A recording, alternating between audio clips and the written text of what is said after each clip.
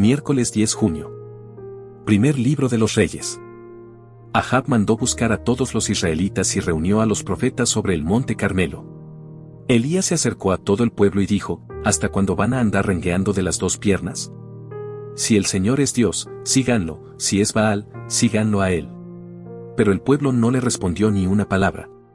Luego Elías dijo al pueblo: como profeta del Señor, he quedado yo solo, mientras que los profetas de Baal son 450.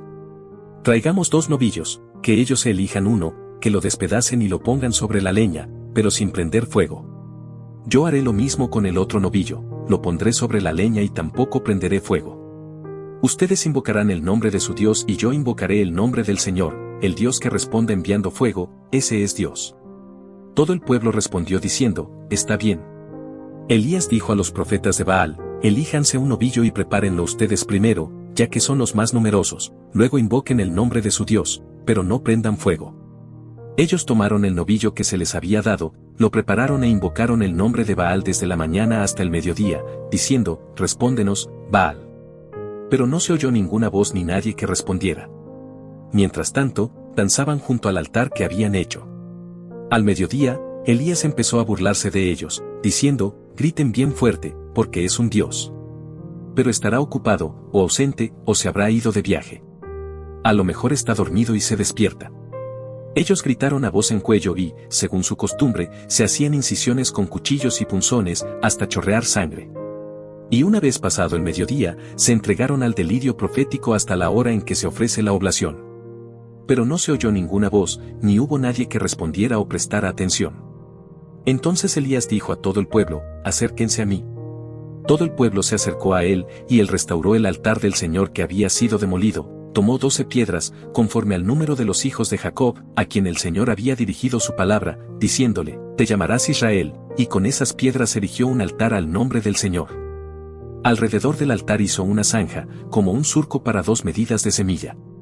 Luego dispuso la leña, despedazó el novillo y lo colocó sobre la leña. Después dijo: llenen de agua 4 cántaros y derrámenla sobre el holocausto y sobre la leña. Así lo hicieron. Él añadió: otra vez. Lo hicieron por segunda vez, y él insistió: una vez más. Lo hicieron por tercera vez. El agua corrió alrededor del altar, y hasta la zanja se llenó de agua. A la hora en que se ofrece la oblación, el profeta Elías se adelantó y dijo: Señor, Dios de Abraham, de Isaac y de Israel. Que hoy se sepa que tú eres Dios en Israel, que yo soy tu servidor y que por orden tuya hice todas estas cosas. Respóndeme, Señor, respóndeme, para que este pueblo reconozca que tú, Señor, eres Dios, y que eres tú el que les ha cambiado el corazón. Entonces cayó el fuego del Señor, abrasó el holocausto, la leña, las piedras y la tierra, y secó el agua de la zanja. Al ver esto, todo el pueblo cayó con el rostro en tierra y dijo: el Señor es Dios. El Señor es Dios. Salmo 16. Protégeme, Dios mío, porque me refugio en ti. Yo digo al Señor: multiplican sus ídolos y corren tras ellos, pero yo no les ofreceré libaciones de sangre, ni mis labios pronunciarán sus nombres. El Señor es la parte de mi herencia y mi cáliz, tú decides mi suerte. Tengo siempre presente al Señor, Él está a mi lado, nunca vacilaré. Me harás conocer el camino de la vida, saciándome de gozo en tu presencia, de felicidad eterna a tu derecha. Evangelio según San Mateo. Jesús dijo a sus discípulos: no piensen que vine para abolir la ley o los profetas, yo no he venido a abolir, sino a dar cumplimiento. Les aseguro que no desaparecerá ni una y ni una coma de la ley, antes que desaparezcan el cielo y la tierra, hasta que todo se realice. El que no cumpla el más pequeño de estos mandamientos, y enseñe a los otros a hacer lo mismo, será considerado el menor en el reino de los cielos. En cambio, el que los cumpla y enseñe, será considerado grande en el reino de los cielos. Palabra del Señor. Un viejo relato cuenta que un viajero intentaba cruzar un río apoyando un pie en cada una de 2 barcas. Al principio parecía posible mantener el equilibrio, pero a medida que la corriente avanzaba las embarcaciones comenzaron a separarse. Cuanto más intentaba sostenerse sobre ambas, más inestable se volvía. Llegó un momento en que ya no podía seguir adelante ni regresar. Su esfuerzo no consistía en avanzar, sino en evitar caer. Hay una frase de Elías que atraviesa los siglos porque toca una herida muy humana: ¿hasta cuándo van a andar rengueando de las dos piernas? No está hablando simplemente de idolatría. Está hablando de una división interior. De esa costumbre que tenemos de querer conservar dos lealtades incompatibles al mismo tiempo. Queremos confiar en Dios, pero sin dejar de apoyarnos completamente en nuestros propios controles. Queremos la verdad, pero sin renunciar a las mentiras que nos resultan cómodas. Queremos seguir a Cristo, pero sin abandonar ciertas seguridades que ocupan silenciosamente el lugar que le corresponde a Él. Por eso resulta tan significativa la escena del Monte Carmelo.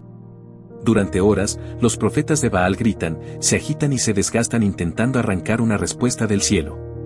Hay algo profundamente actual en esa imagen. También nosotros vivimos rodeados de voces que prometen salvación. El éxito, la aprobación ajena, el dinero, la imagen personal, el reconocimiento profesional. Cada época tiene sus propios ídolos. Cambian de nombre, pero conservan la misma característica, exigen cada vez más y entregan cada vez menos. Lo más peligroso de los ídolos no es que sean evidentemente malos. Si lo fueran, nadie los seguiría. Lo peligroso es que prometen aquello que solo Dios puede dar. Prometen identidad, valor, seguridad y felicidad. Sin embargo, después de exigir años de esfuerzo, dejan el corazón exactamente donde estaba. Vacío, agotado y esperando una respuesta que nunca llega. En el Evangelio, Jesús afirma que no vino a abolir la ley sino a darle cumplimiento. La palabra cumplimiento no significa simplemente obedecer normas. Significa llevar algo hasta su plenitud, revelar su verdadero sentido. Porque la fe nunca fue una colección de reglas destinadas a controlar conductas. Siempre fue una historia de alianza, una invitación a vivir unificados alrededor de una verdad más grande que nosotros mismos. Cuando Cristo aparece, todo aquello que parecía fragmentado encuentra su centro. Quizás por eso muchas personas experimentan una extraña fatiga espiritual. No necesariamente porque hayan dejado de creer, sino porque viven divididas. Una parte del corazón quiere entregarse a Dios. Otra sigue negociando con pequeños ídolos cotidianos. Una parte busca la verdad. Otra sigue aferrada a aquello que sabe que no la conduce a la vida. Y sostener esa tensión durante años termina consumiendo una enorme cantidad de energía. ¿Qué cosa ocupa hoy tanto espacio en tu corazón que, sin darte cuenta, empezó a pedirte la confianza que solo deberías darle a Dios? Cuando finalmente cayó el fuego sobre el altar de Elías, no solo consumió la ofrenda. También terminó con la ambigüedad. El pueblo ya no pudo seguir fingiendo que todas las opciones eran equivalentes. Hay momentos en los que la verdad aparece con tanta claridad que nos obliga a elegir. El problema no es caer. El problema es permanecer indefinidamente entre dos caminos. Porque un corazón dividido nunca encuentra descanso. Y tarde o temprano descubre que la mayor esclavitud no consiste en seguir al Dios equivocado, sino en pasar la vida intentando servir a dos señores al mismo tiempo. Señor, conoces las divisiones que existen dentro de mí, los lugares donde digo confiar en vos mientras sigo aferrado a otras seguridades que me prometen lo que no pueden darme. Móstrame con sinceridad los ídolos que todavía ocupan espacio en mi corazón. Dame la libertad de elegirte sin reservas y la paz que nace cuando toda la vida encuentra finalmente un solo centro. Amén.